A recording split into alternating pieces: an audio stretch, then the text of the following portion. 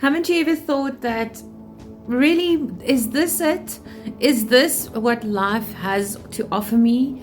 Haven't you ever looked in the mirror and said to yourself, really, is this what my life is going to be like? Am I going to end up spending my entire life working for somebody and just never getting what I really want, never achieving my passions and dreams? I'm Anneke from Kingdom Lifestyles, and I remember a time when I used to work very, very hard. Guys, I used to sit in the traffic 2 hours every day going to work and 2 hours every day going back home. And I used to leave my house 6 o'clock in the morning and I used to get home 8 o'clock at night.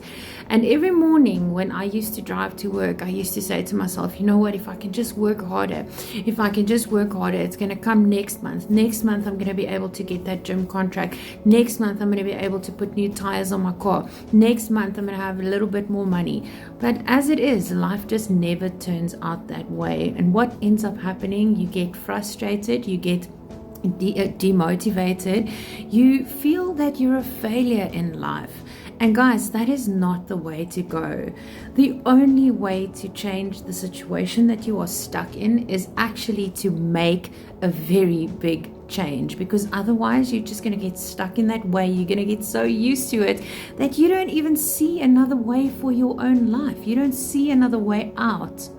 And guys, I have found something, a program online that teaches you the skills. It's an e-learning program. You can write it off on taxes, guys. This is a one-time investment in yourself to start something on the side, a side hustle that is actually going to be so profitable in 6 months or a year from now that you can actually start thinking about having some breathing space and doing different things with your life, taking your profits and actually making more streams of income for yourself.